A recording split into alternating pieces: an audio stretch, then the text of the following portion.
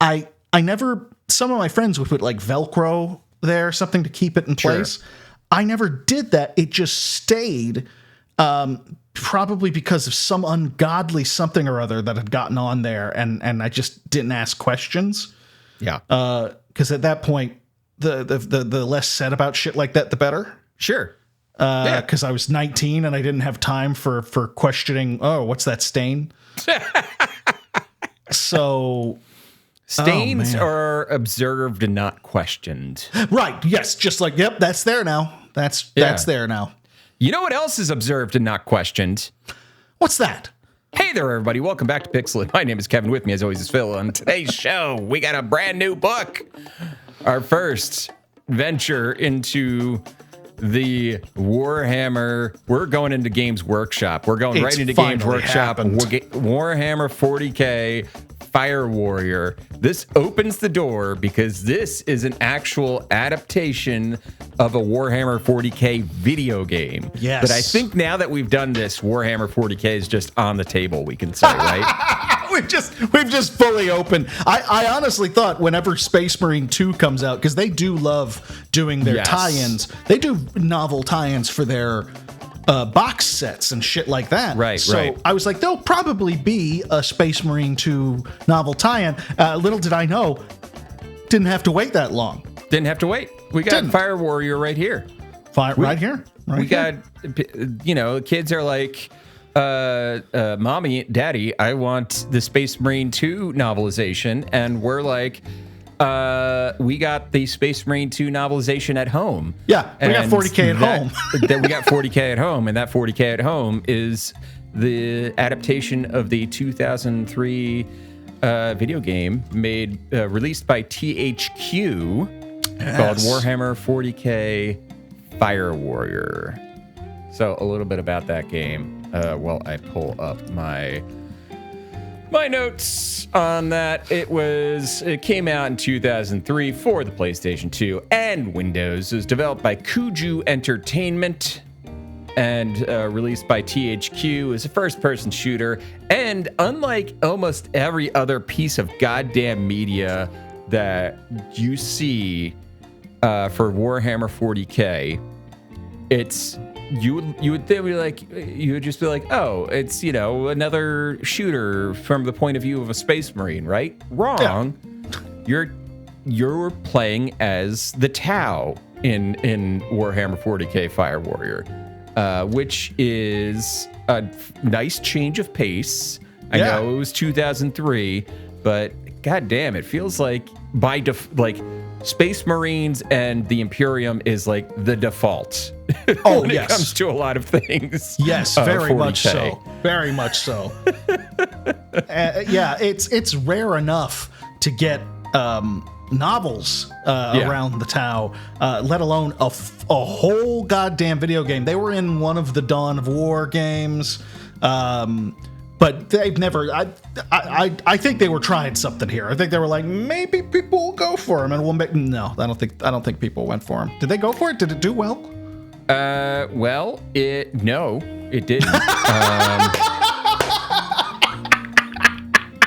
I don't know why I even bother asking. There's no Fire Warrior 2. I don't know about that. It got bad reviews. According to Wikipedia, Fire Warrior received generally unfavorable reviews for Microsoft Windows and mixed or average reviews for PlayStation 2. So on Metacritic it sits at a 47 on PC and a 64 on PS2. Yes, is that a first-person shooter that missed its mark? It sure is. Yes, I've already pitched it to Hot Cider for bullet time. Let's do another Hot Cider. Do another bullet time. I love it. Yeah. I know that while I was looking into the game, I know that Lord Mandalore, who is a pretty big YouTuber, Lord Mandalore actually has a patch or a mod that he created for the game for his review of the game that he did a couple years ago to like fix a bunch of the things in the game so that it could be played in high definition. Nice. I was like, that's a neat little wrinkle. I haven't really looked into it yet, but if we do, if I can talk James into doing it on Bullet Time, we'll probably get deeper into it there. That'd be awesome. So, Phil, that's the game.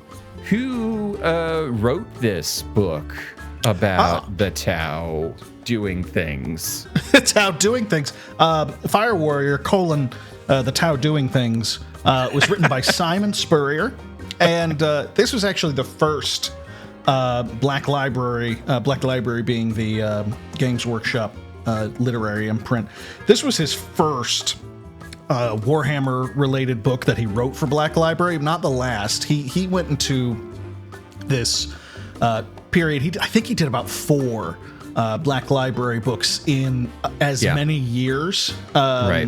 One of them being Lord of Night, which was a Night Lords novel that I've always wanted to read because I like the Night Lords a lot. Who are the Night Lords? They are a Chaos Renegade Space Marine faction. They were one of the originals.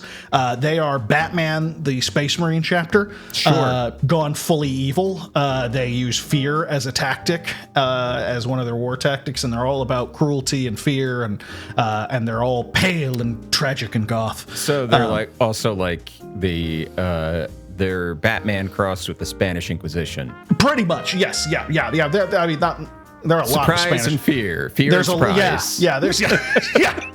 No one expects the Night Lords.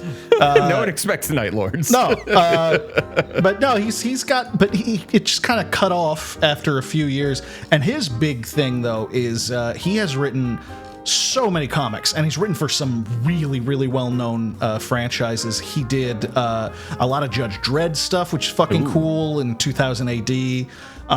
He did some Ghost Rider, some Wolverine, Punisher, X-Men, X-Force. He did I think he did a several-year-long run with X-Force. He did Constantine, Hellblazer, and he did Dr. Aphra, which is a really... I loved Dr. Aphra. So did I. I didn't even think about that. So Dr. Aphra was she was in the Star Wars universe. She was the archaeologist that works with Darth Vader uncovering old Sith secrets.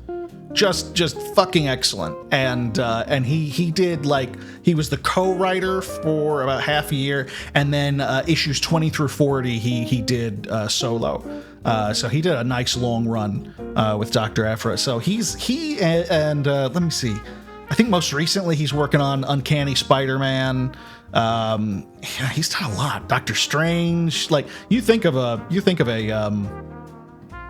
popular comic book imprint, and this guy has he's done it. Been involved. Dr. Aphra, when Marvel started the Star Wars comics up again, after Disney, after it was all under the House of Mouse and Marvel, it was like Star Wars belongs to Marvel. In terms of the comic book imprint, Dr. Aphra was. I want to read the rest of them because I remember reading the first arc, the first storyline of that, and I was like, "Damn, this is neat!" Because you have this really interesting character in Dr. Aphra who's like this archaeologist who is just so morally gray. She's I don't really care that I'm working with a genocidal madman. This stuff needs to be, it belongs in a museum. She's evil Dr. Jones. Or not even evil so much, like chaotic neutral Dr. Jones. Chaotic neutral indie. No, I think I read the first 2 arcs, and God, they're good. They're funny and great adventure, great twists, and she's just a terrific character. Yeah, it's always been my favorite stuff in the Star Wars universe. Has always been those investigations into those characters, those side characters, and I think people are catching on. That's why things like Andor did. People loved Andor. It's there's not I haven't watched it, but I know watched it either. I know there's not like a fucking Jedi. It's about spycraft. There's so much you can. I mean, that's the thing about Star Wars, that it has done well over the past few decades, is that the original trilogy, the original 9 films, really are Jedi stories. They are Jedi stories. Right. That is true. But just like D&D or any number of gaming franchises, it doesn't have to be their story all the time. You've got so much world there. Yeah. And Dr. Aphra is a great example of being able to tap into something different. I agree, and it's something Star Wars can get away with that it's harder for like a superhero movie or series to get away with. Is Star Wars is just it's a setting as opposed to a genre. You know, it doesn't need to be. It doesn't necessarily need to be like. It doesn't need to be the heroic Jedi thing. It can be, And Star Trek has dabbled in that stuff as well. And as we know, Warhammer 40k has also dabbled in that with, they have their like murder mystery series. Yep. They have horror stories. Yep. That's what I like when you have a neat, well-defined setting versus just like something that is always calls to mind a specific genre. I think one of my fascination with 40K, and this will get us into the actual book, has always been exactly that, where people think Warhammer in general, whether you're talking fantasy or Age of Sigmar or 40K or whatever, and the first thing people think is grimdark. And don't get me wrong, that is absolutely a part of it. 100%. That is absolutely it. That's a flavor. Yes, a huge and an overarching flavor probably, but there are. Then you've got stories and full books dedicated to like the orcs, which are hilarious, whose technology only works because they believe it should. They literally will just hammer boxes and wheels and shit together, and they go, well, it'll run, and it does somehow. They believe it's. And the power of suggestion actually got them into space. Red and that makes it go faster. The red makes it go faster. Just like that's insane and so silly and dumb and wonderful, and it exists in the same world as Space Vatican. Fucking. It's like that's the great thing about the orcs in 40k, where it's like, well, we're gonna take this fucking fantasy ass race of people. We're gonna drop them into basically we're gonna drop them into Dune and see what happens. There was a moment in Dawn of War 3 where you've got the orcs, you got the Eldar, and you've got the Imperium, and they're all fighting over this artifact, and the Eldar are like, look, let's just give this, let's like tempt. I think the idea is they want to tempt the orcs with the promise of this legendary artifact, and so they're trying to outsmart them, and it's like, the Eldar, the elves, very ethereal, and there's a weapon of great power that awaits you there. And the guy goes, and the orc says something like, what is it? Is it a shooter? A stabber?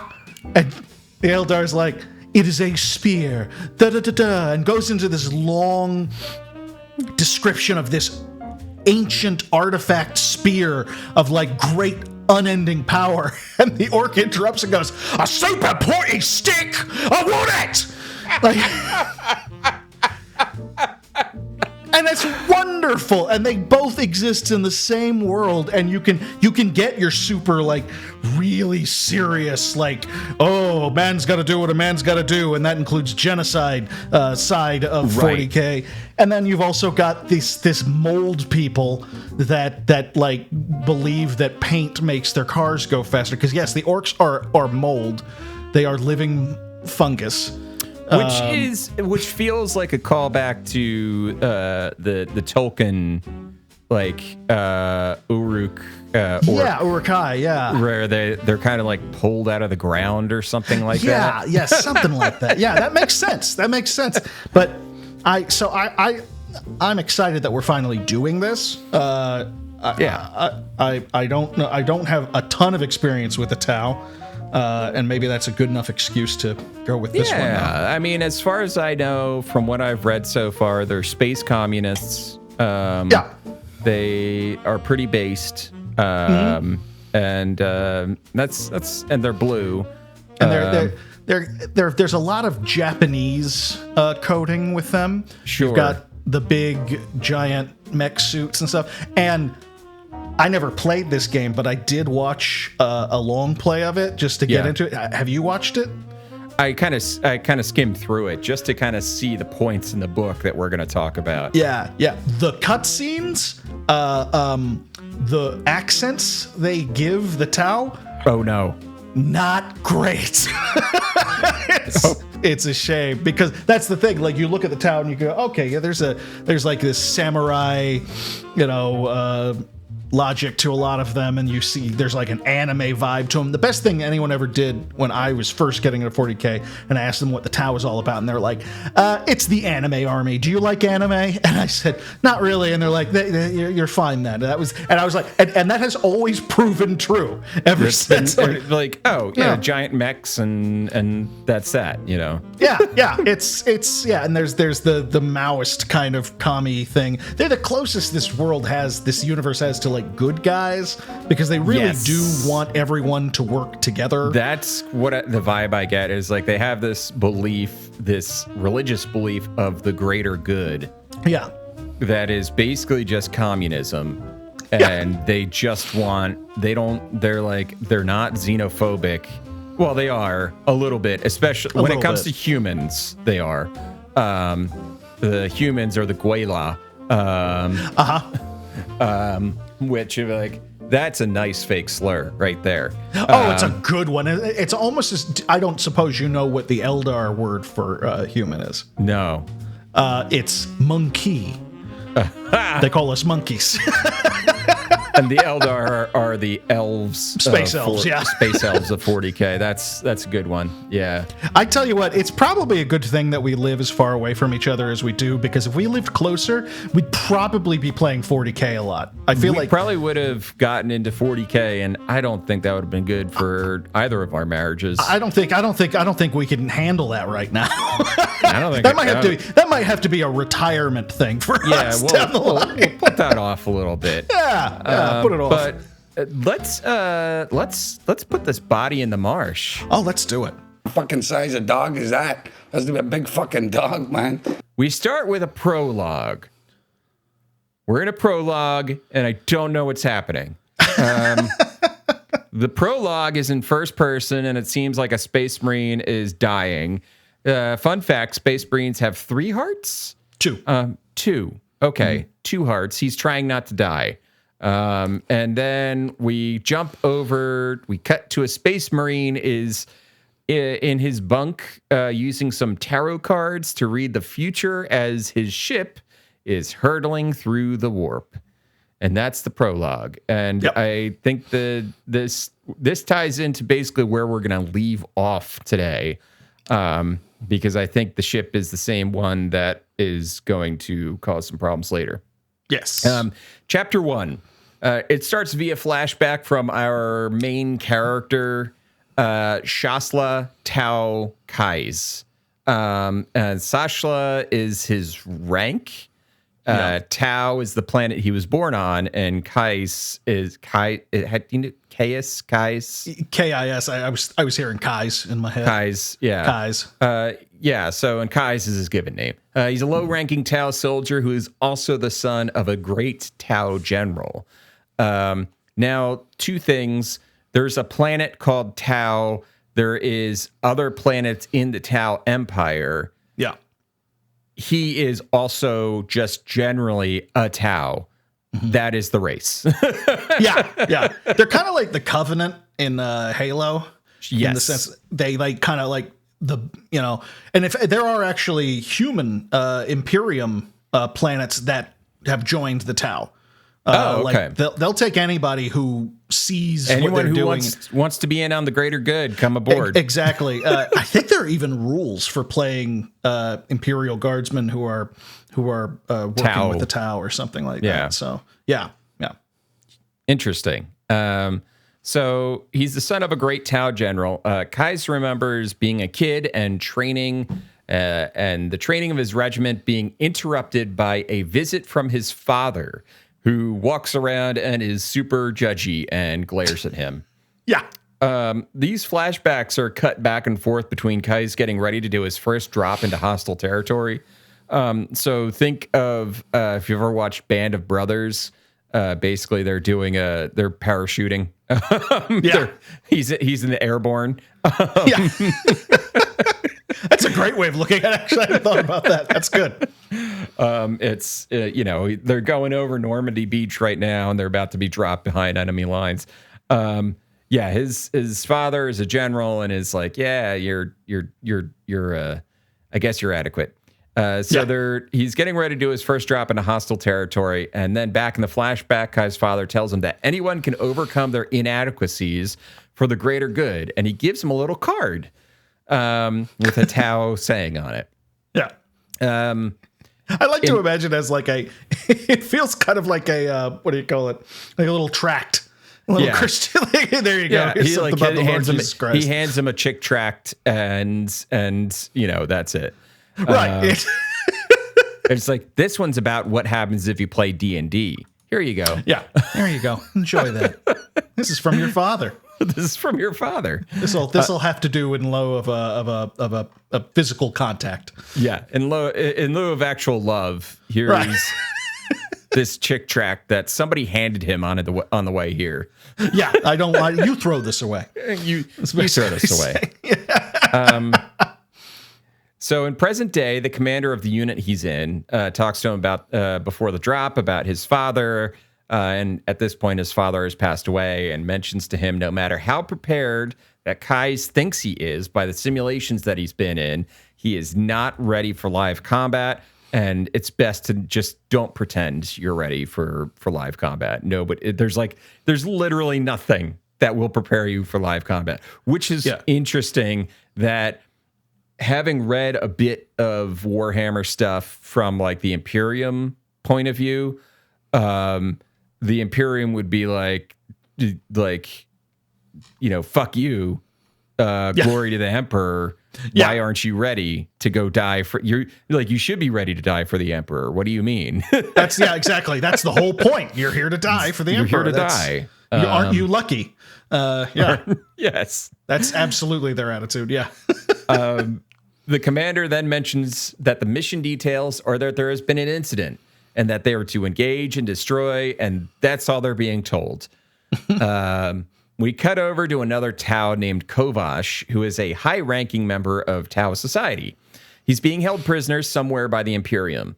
He's being questioned by a man named Adept Farrakis, who is involved in the Office of Xenobiology for the Imperium and specializes in learning about the Tau. Kovash tells him that he won't give up any information that could possibly hurt the Tau government or what have you. Meanwhile, Kais and his squad drop. We get into a brief interlude from an Imperial. I loved this moment. Yeah. So we get this interlude from the point of view of an Imperium lieutenant who is on the other side of the Tau invasion force. And this lieutenant's like, all right, guys, come on, let's form up. We're going to get these guys. Let's do it. He's just giving them a speech like, hold the line. And then the section ends with, and then the lieutenant and all of his men were cut to ribbons into a pink, fine pink mist. Yeah. Of autocannon fire. It's about as 40k of writing as you can get, where it's just like, we've got names, here's their characters, here's the inspirational speech. Oh, they're dead. They're dead. They're dead. Just like that. It's like, and Simon, the author, Simon's like, yeah, I'm going to name these characters and they're going to fucking die. Yeah. Yeah, I'm going to tell you about their hopes and dreams right before they die. Of course I am. I'm only dedicating a page and a half to it. It's not like I'm wasting space here. They're going to fucking die. But you're gonna find out about the girl back home. Yes, you are. The girl back home, and guess what? The girl back home's not going to find out about how this person died. She'll never know. They'll never know because guess what? There's no body left. None. After those autocannons hit them. Universes away. It's not happening. No, it's not happening. So Kais fights his way through, and we get a lot of commentary on how gross he thinks the humans or Gwaila are, because he's basically like calling them water balloons. Like they just it's like, ew, they're so wet. Yeah, I love that. There's this emphasis on how wet humans are, and later on we do get a moment where I think it's the guy the guy who's like kidnapped the high ranking official, like comments on like how dry the Tau are and how strange and kind of dusty they are almost. Right. So, yeah, I love it. That's cool. It's amazing. And like there's a moment where Kais is fighting through, and he's like, up ahead he sees a sergeant, and he knows her, and he's known her forever. And then in the next sentence is like, he sees her head explode.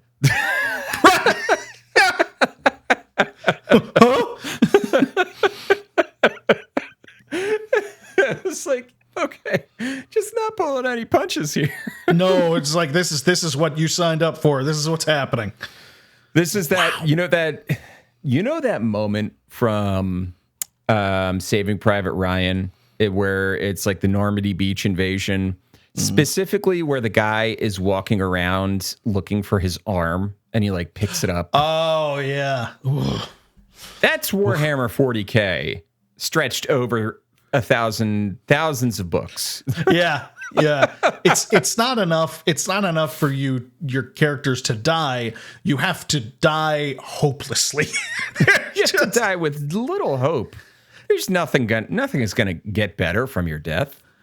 I think when I first started reading this stuff, I started with Space Marines like you do, and I would kind of roll my eyes at a lot of it, because when a Space Marine would die, it would always be in this grandiose way where they would like save a whole platoon or something like that. And right. They'd lay their life down for that. And I'd go, oh, Jesus Christ, how many of these deaths do I have to get? And then I started reading Imperial Guard stuff, which is every bit as brutal, but hopeless. So I was like, oh, I see. Space Marines, that's the optimist books. That's the ones to keep you from hanging yourself in the closet. I get it. Yeah. I get it now. Yeah. Those are the good, like, the hopeful. That gives there's hope. In space, but there's no hope with the Imperial Guard. Yeah. Or the Astra Militarum, I think is what they call them now. Yeah. So in a brief interlude, one of the drop ships, so there was 2 drop ships bringing units down. One of the drop ships gets absolutely annihilated by the autocannons, the Imperium autocannons. And it's just a great moment where the pilot looks out the window and is relatively sure she can see the shells coming for her right before everything turns to fire. I have to believe at this point, we're not even a third of the way through this book, and I have to believe that the entire book is going to have these little interludes of like a page, half a page of, oh, now I'm dead now. Like, you're like, hey, a lot of people are dying, but let's focus. Let's zoom in on this one person. Yeah. War is hell. Why don't you come along with me? We'll talk more about it. Come on. Come on. Let's watch some people die. Let's watch some people die. And then it comes down crashing. An Imperium tank gets destroyed, and the trench gets blocked. And Kai's commander's like, well, the drop zone's a little hot, so we're gonna get back. We're gonna fall back and circle up. And Kais is like, I can't. The trench is blocked off, and Chassel, his commander, is like, yeah, you gotta move to the extraction point on your own, and this is level 1. Yep, there it is. You finally get control of the character. Meanwhile, we get a point of view scene from a coward human who just wants to live, and he's hanging out in a nearby bunker. And the captain of this little bunker they are in receives a transmission. It's like they intercept a transmission from the Tau. But and then he's like, shit, I know what the tower are doing. And he's going to radio into command, but the comm line, it gets cut off. And he tells Nico, the coward, to run towards the command position and tell him that he knows the Tau are attacking the city as a diversion, and the real target is the prison. And Nico takes this message and runs off. Kais gets the order from Chassel that, and Chassel's a rank, not the name. The character's name is Lucia. Yes. Shashel Tau Lucia or something like that. Anyway, Kai's commanding officer. Kais gets the order that the Imperium intercepted a transmission and that Kais needs to kill the messenger. And we get this lovely... The next two scenes are not from Kai's perspective, and it's hilarious because it's Nico running. He's getting through the trenches, and he gets into a town, and he's getting closer to the command bunker, right? And he's like, I'm safe. And then his kneecap explodes because Kai's shot him in the fucking kneecap. And then it's from Chassel's point of view, watching Kai's on these like monitors from the ship. And he's got Kai's heart rate and all that stuff. And he sees Kai's approach Nico, and Nico's on the ground holding his kneecap. And Kai's just like put his gun up and shoot Nico in the head. And Chassel's like, oh, this guy's excited. He seems to be excited about murdering people. Oh, I see. Yeah, he realizes Kais might have a gift for murder. And just then, a tank starts attacking Chassel's ship.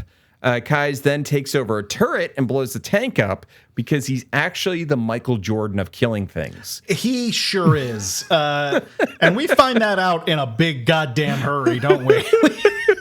He goes from like green, wet behind the ears to... murdering literally everybody he sees. Yeah. We basically go from a flashback of his father looking him up and down and saying mediocre, and then suddenly he's the fucking Michael Jordan of shooting humans in the kneecaps. His father, who looked suspiciously like Bill Murray, looked him up and down and said, "Medium talent." Pretty much. They don't waste any time. Spurrier does not waste any time getting him into. But Kais is not Chevy Chase. He's the special one now. He's the special one. He's the special. He is your player character. Yeah, exactly. Kais clears the extraction point, and the dropship picks him up. Mission over. That's the end of level 1. Yep. Chapter 2 starts with Governor Lord Malok Severus going to see Kovash, the prisoner, and he wants to use their new torture toy on him.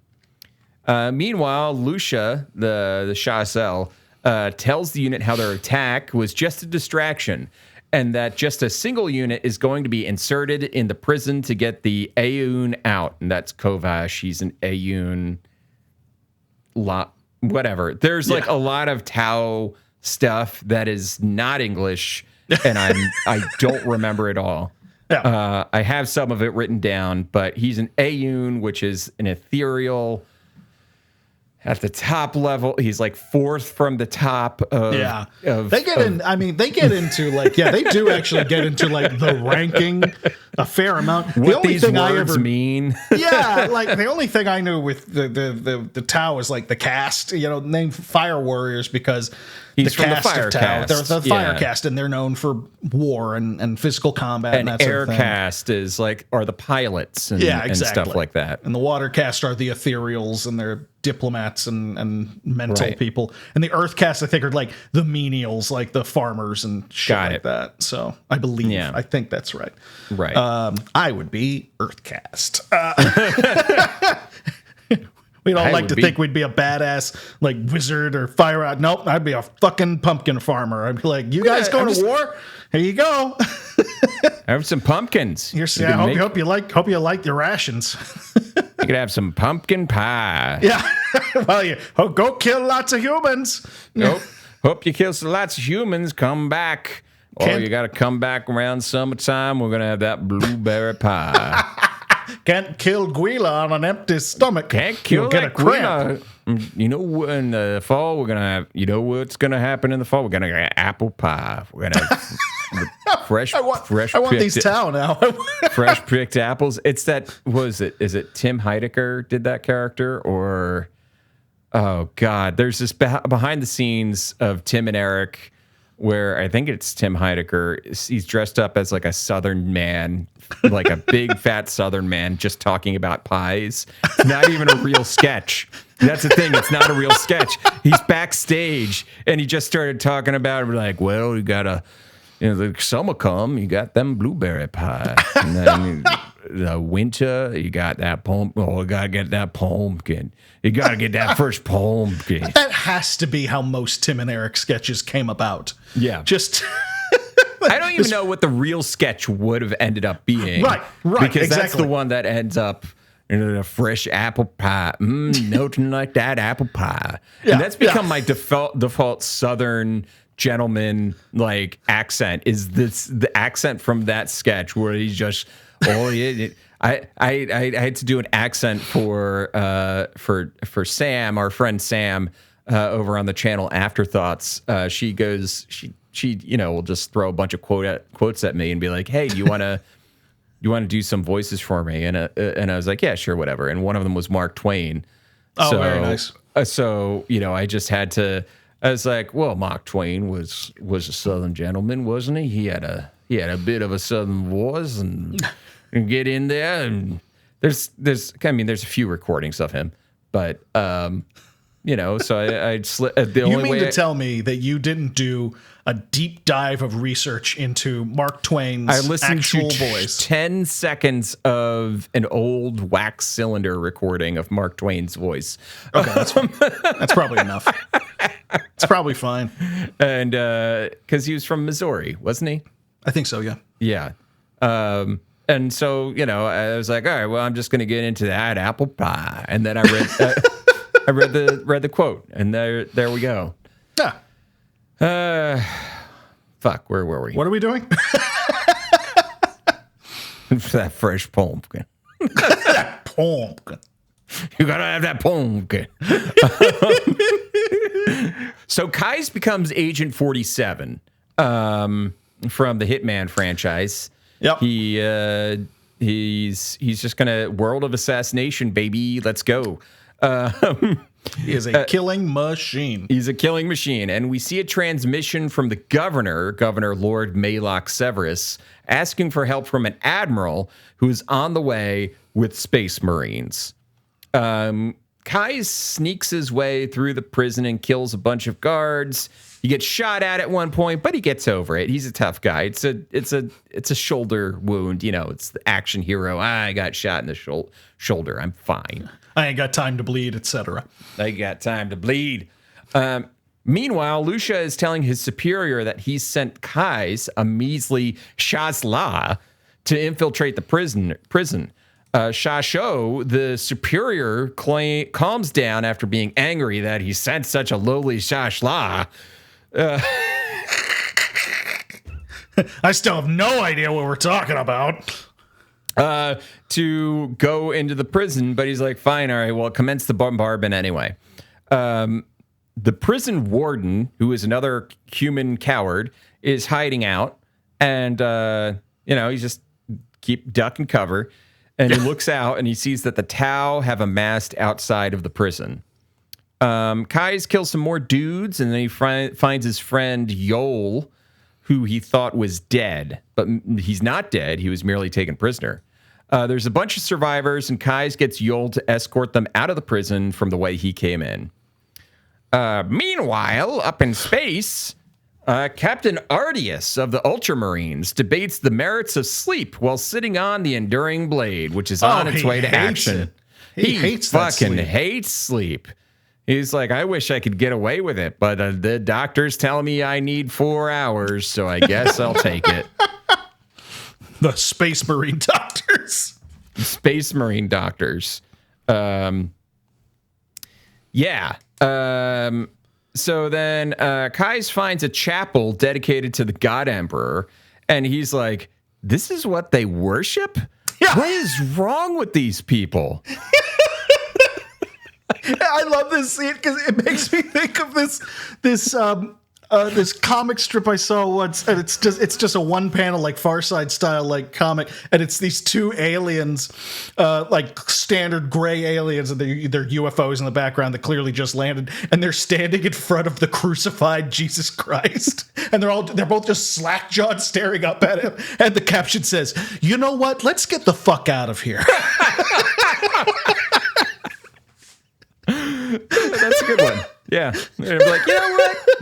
Pass. We'll pass. Yeah, we're gonna keep going. There's a good description from Kai's point of view. It's like a grotesque man who looks dead. I think he's dead. Is he dead? I don't know. Yeah. His head is being held up by a bunch of tubes, and his eyes are just kind of hanging out there, glassy, and I think he's dead. Is he dead? I think he's dead. Yeah.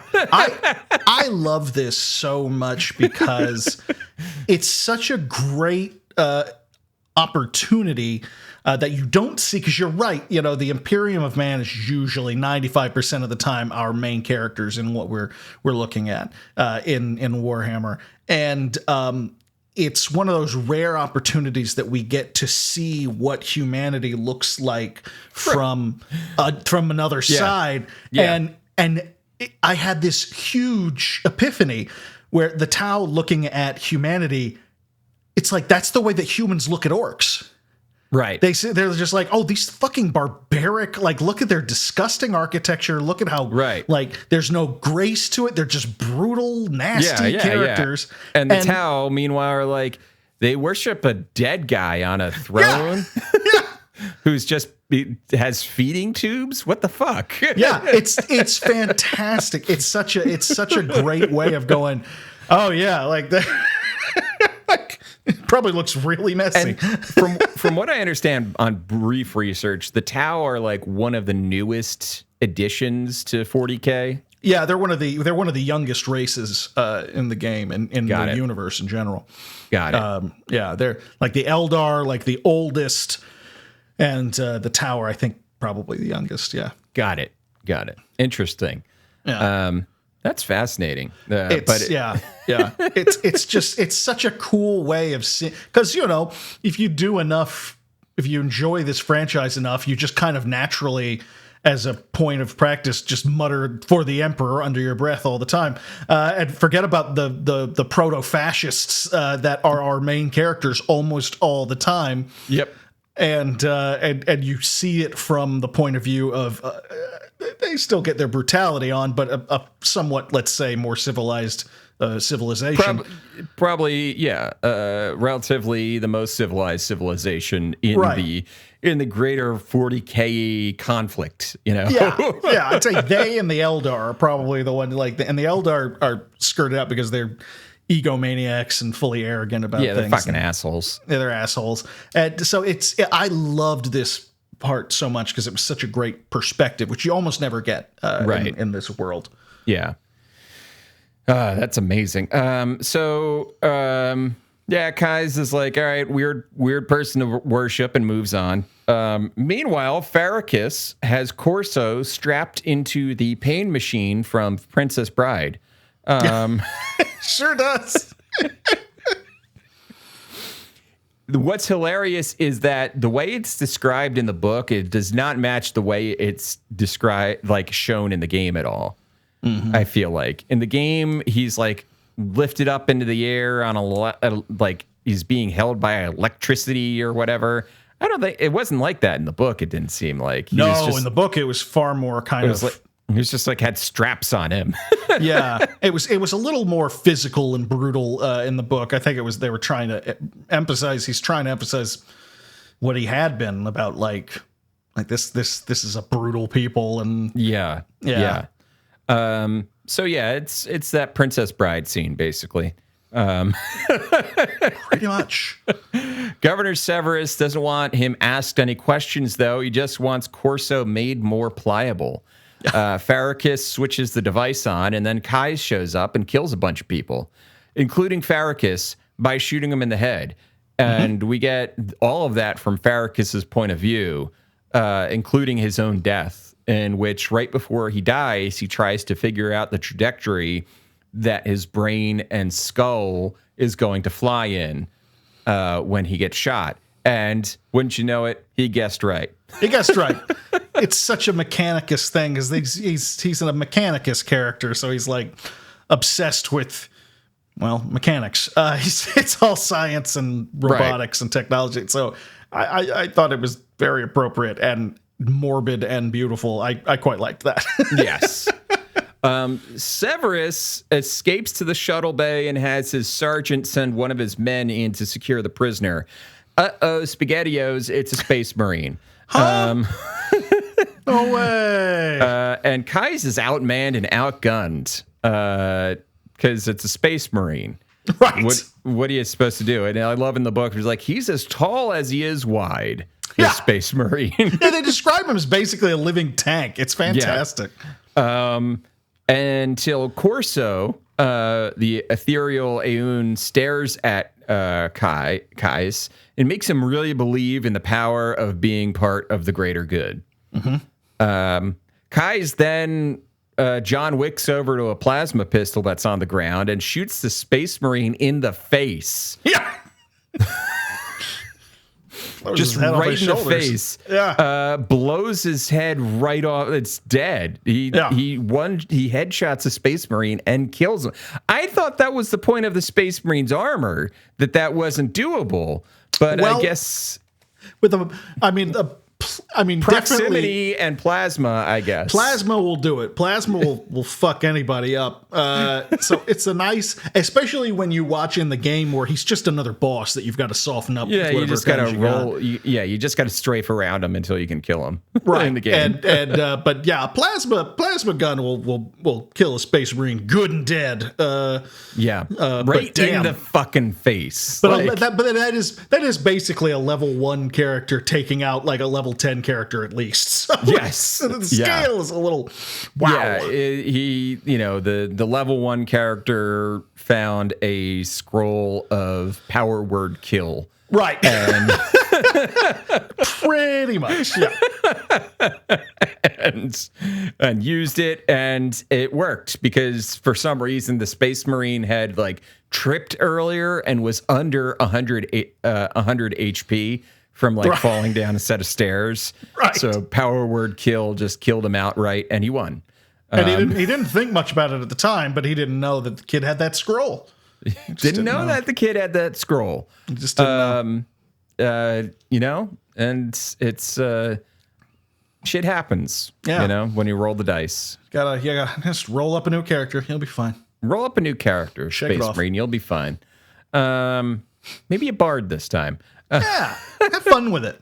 Get horny in your game. Why not? Kais wins again. He's the boy who wins. Yes, he is. The dropship comes back around and picks Corso and Kais up. Things are good. Things are great. Mission accomplished, right? Oh, no, the Imperium fleet has arrived outside of Dolomar 4, which is where they were. Yeah. And that's where that's where chapter 2 leaves off. The Imperium fleet is here with a whole thing of Ultramarines, whole contingent of Ultramarines ready to go. Here we go. So that's our segment for this episode. Phil, what are your vibes on it so far? I'm enjoying it. I think any even mediocre 40k is better than a lot of the stuff we read on this show. Yeah. You texted me earlier and you said I could feel the gaminess of this book. Yes. And you're 100% correct. There are, and I pointed out, it's not as bad as we got with some of the early Halo books where they felt the need to do it step by step. Yes. But there are, like, he goes to rescue. He's like, and he found out he had to rescue 10 prisoners. And it's like, got it. And to Spurrier's credit, he doesn't take us to every one of the 10. And I think he does do a really good job of adapting, like, all this stuff about his dad and, like, the background. You get none of that in the game. You're just a faceless Tau warrior. He created all of that whole cloth so we could actually appreciate this character and root for him. Right. I like the brutality of it. No, it's you got to have that brutality in there. Yeah, and the game doesn't look very good, so I feel like he's doing his best with what he's got. So I'm enjoying it so far. It's a page turner. It goes by quick. So yeah, it does go by quick. Yeah, I agree. I definitely think he's done a good job covering up the game. Like, I think the only reason it felt gamey to me is because I know that it's based on a game. So as I'm like going through these scenes, I'm like, boss fight. Yeah. You know what I mean? I don't know. I think even if you didn't know it was a game, I bet you would have picked up on that. It does feel like that. It feels very video gamey. Very video gamey. Find the 10 prisoners. Yeah, exactly. They did everything but like kill rats in the basement. So yeah, he's got to oblivion his way right out of that prison. right. He's got to save the emperor, who then dies and is voiced by Patrick Stewart. Naturally. Yeah. Naturally. Mm-hmm. Yeah, so I mean, I like the brutality. It's fun brutality so far. Very 40k, and I think I really like the Tau as a good counterpoint to the Imperium. You know, I think the Imperium, it's like, and I wouldn't mind seeing the Tau get a little bit more in the future. I know they, you know, aside from this, and there's a few video games I looked up. There's like one called Tau Commander or something like that. Oh, I don't think I knew about that one. Awesome. Okay. But yeah, it'd just be nice if the Tau had a little bit more exposure out there. Yeah. Pretty good. Pretty good. As far as you know, first forays into 40k for this show, not bad.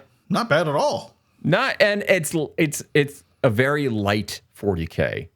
Yes. It's a very airy 40k, I'll say. It doesn't get too dense. That is absolutely doesn't get true. too dense. It's not like a heavy cake, right? It's not like a heavy chocolate cake that we're eating here. This is an angel food 40k. This is an angel food 40k. We got a nice light patissier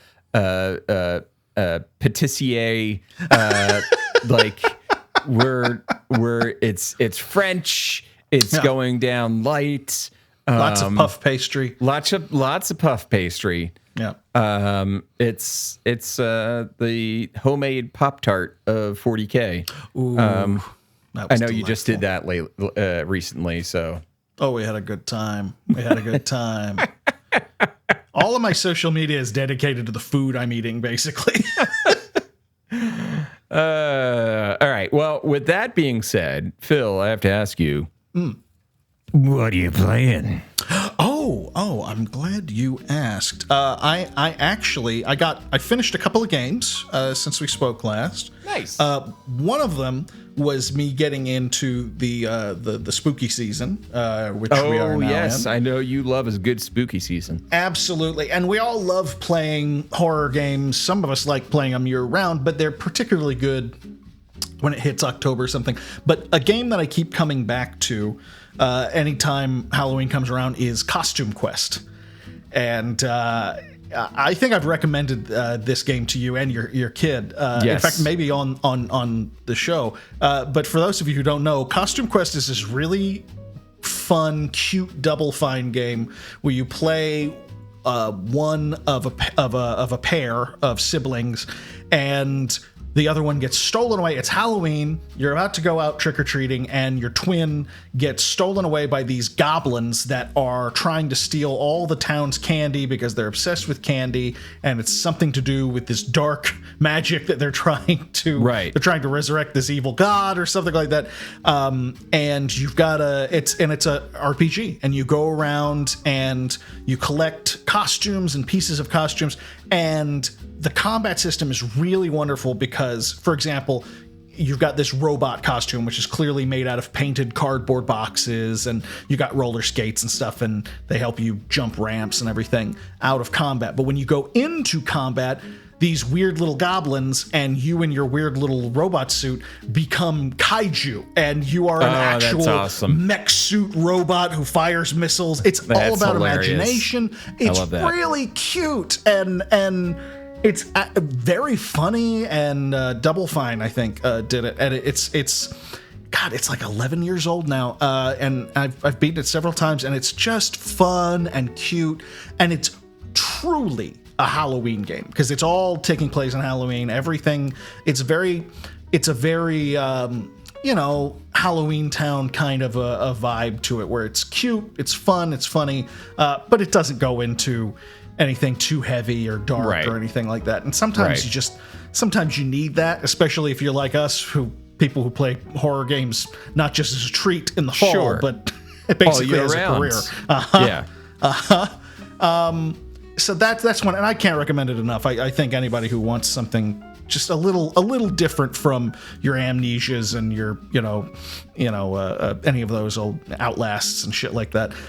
Costume Quest, absolutely. I've got the sequel. I need to play it. I've never. I don't think I've played it before. I don't remember playing it. I might have to do that. But the other one, I came back to this game. I got this from back in my game review days years ago. The publisher sent me a copy of it, and I never finished it, although I really enjoyed it. It's called Nantucket. And this is basically, functionally, a sequel to Moby Dick. You play Ishmael after Ahab has been swallowed up and everything like that, and it's a whaling strategy game. That is weird.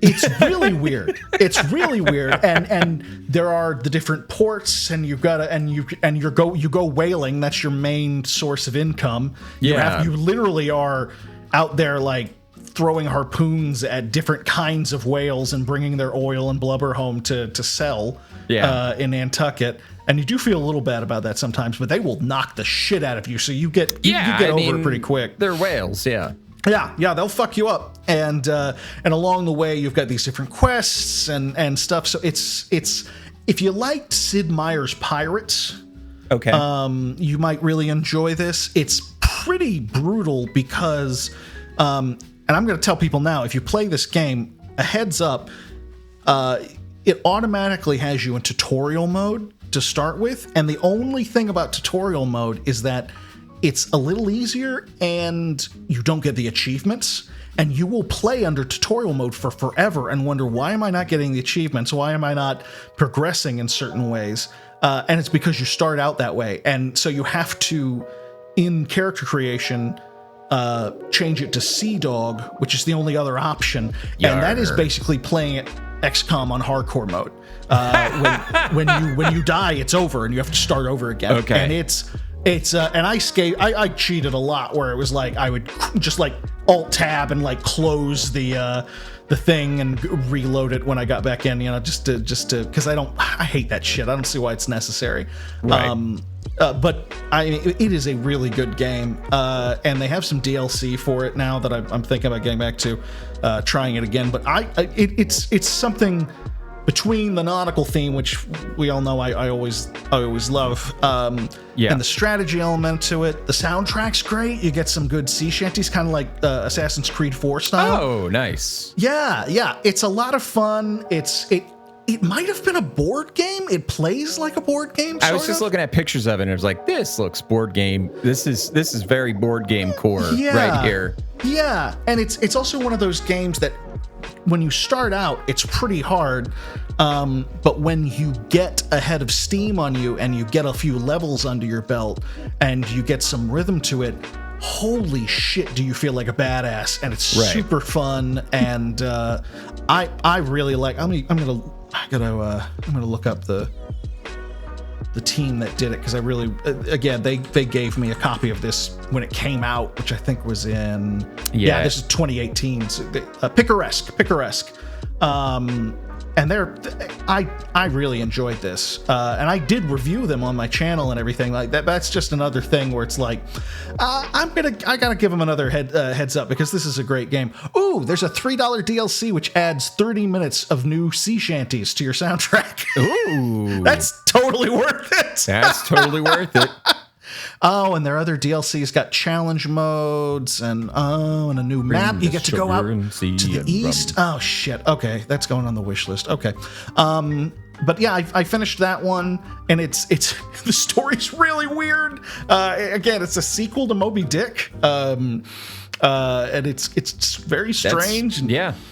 It was super fun. Nantucket, I highly recommend it. That's a good one. Soon may the Wellerman come to bring us sugar and tea and rum. What about you, Kevin? What have you been playing? I have been playing.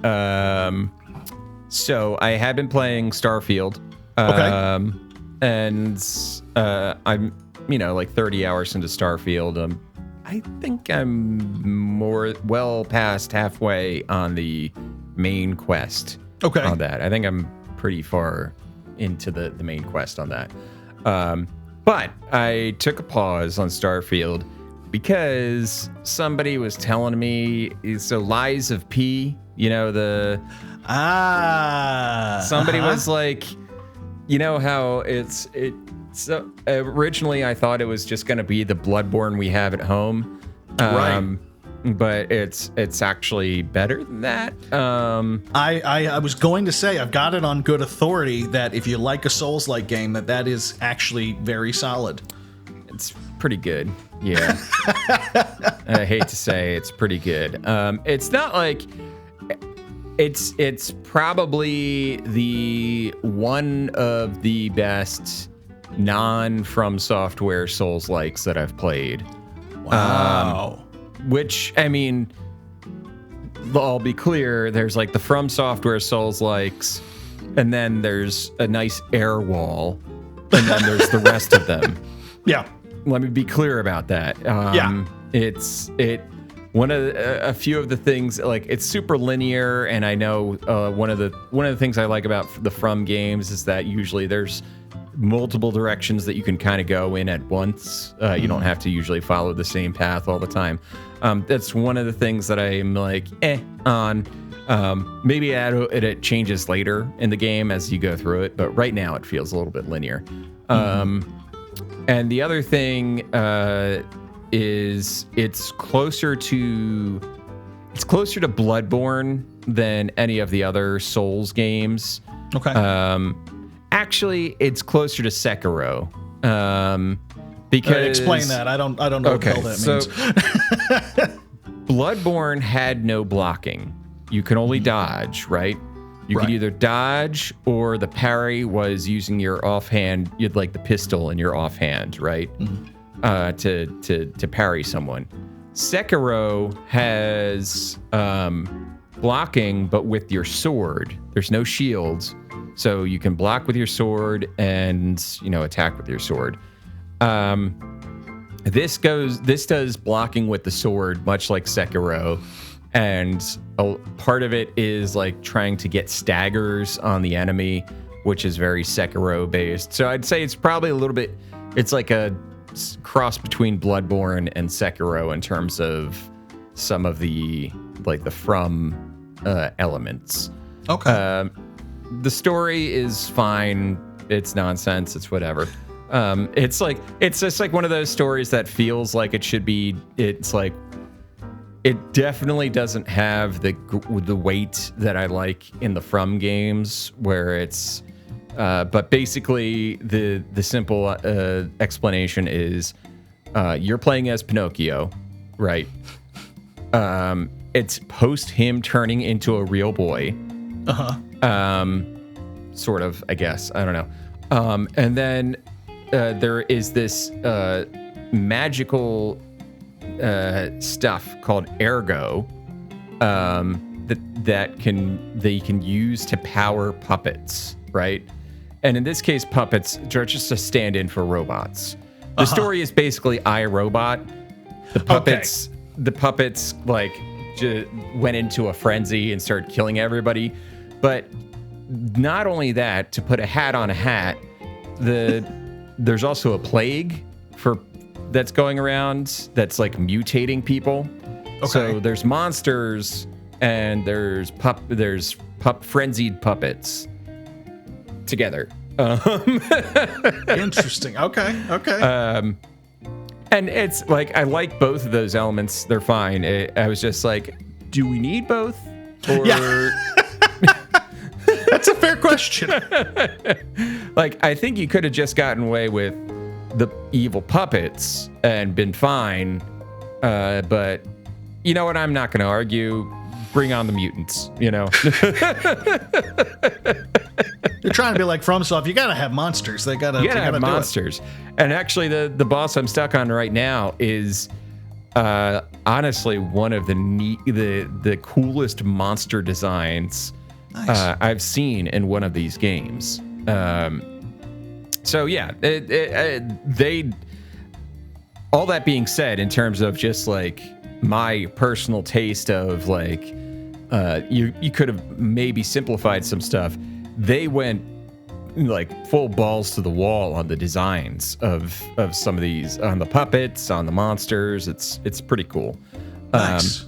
You know what's funny is I'm listening to the score though, and I'm like, that sounds really familiar. And like various songs will have like, and I'm not saying it's plagiarism or anything. It's probably just like, hey, this is an inspiration. So like, what's that song from Platoon? It's like a classical song. I can hear it. I can hear it in my head. Is it? Yeah, that it's one of the tragic classical pieces that they play. It's like I'm gonna look it up. It's like yeah, we gotta look that up. Platoon. Adagio for strings. Adagio for strings. Yeah. There's like you're in when I was in the hotel. So there's a base of operations is a hotel in this city, right? That's kind of like in the center of the city. There is the opening tones of the song in the safe area in the hotel. I was like, it feels like Adagio for strings, and then it goes off into another direction. But it's like the opening is so Adagio for strings that I couldn't like ignore it. You know what I mean? Yeah, absolutely. I've heard that the soundtrack is very, very good. It's very cool. good. It's very good.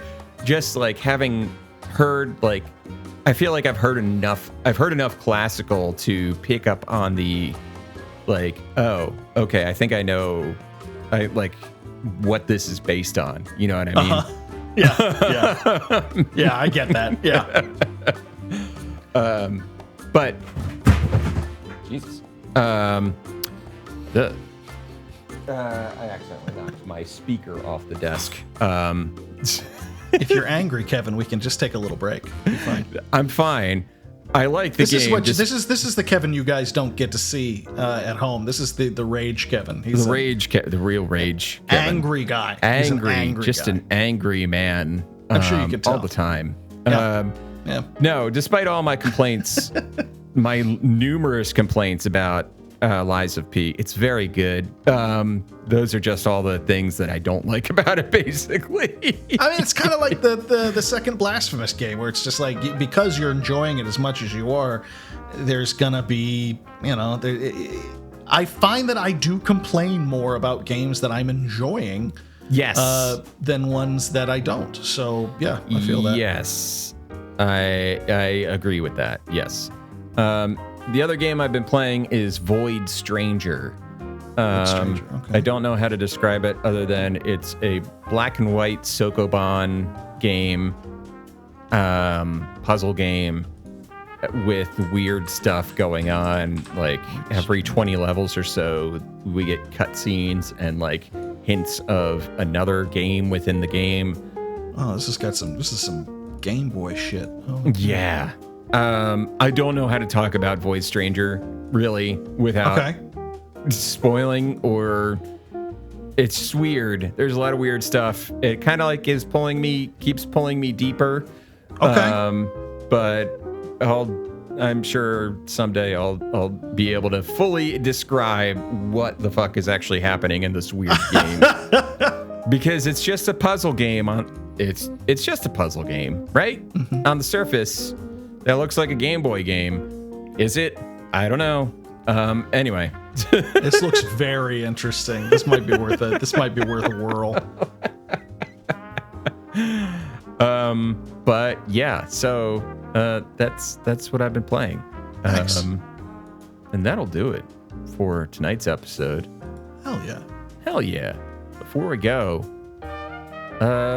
Phil, where should people go on the internet? If they just if they were just looking at they're on Google, they're on their Chrome browser or their Firefox or their Opera. Yep. Or their Safari or their Netscape Navigator, and they have an empty URL bar, and they want to fill up that URL bar. Right. What letters should they fill that up with? What words? Just off the top of my head, yes. And I'm just spitballing here, but I might consider patreon.com/pixelatpod. That sounds like good letters. Those are good letters. And I'll tell you what, coincidentally enough, a complete and utter coincidence, when you get there, you can actually support a wonderful podcast like this one. Not just like this one, this one. This very one. This very one. Not only can you join any number of 3 paying tiers that will get you all kinds of exclusive content and help us out a whole heck of a lot, you can just join a free tier and be a part of the community and hang out with us. And speaking of which, this is the time of the show where we give a shout out to Friendly Friend. Friendly Friend. They are our geek scholar. Our geek scholar. Who actually wrote us and said, am I going to be in the 40k episode? And Friendly Friend. Yes, you are, my friend.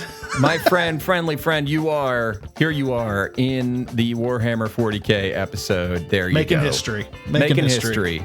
Making Beautiful. moves, making history. Otherwise, if you want to go find us on the internet, you can go to the social media sites, x.com, Elon Musk's x.com. Have you heard of that site? That's really how you want it. Like Bram Stoker's Dracula. It's Bram Stoker's Dracula, Elon Musk's x.com. Equally horrific. Yes. Without question. You can find us there at PixelatPod. You can find us on Bluesky at pixelatpod.com. You can find us on Instagram at PixelatPod. You can find us on Tinder at PixelatPod. Mm-hmm. You can find us on Grindr at PixelatPod. That's right. You can find us on Farmers Only. We got a couple of them on Farmers Only, if I'm being honest. Yeah. We're playing the field on Farmers Only. We're sowing the fields. So, it was right there. I can't believe I fucking. God damn it, Kevin, you're a better man than me. God damn it. Fuck. I'm really pissed. Like I should have. It was right there. It was right there. Fuck. So yeah, that's the end of the episode. I don't think we can come back from that. Have a good night, everybody. Good night.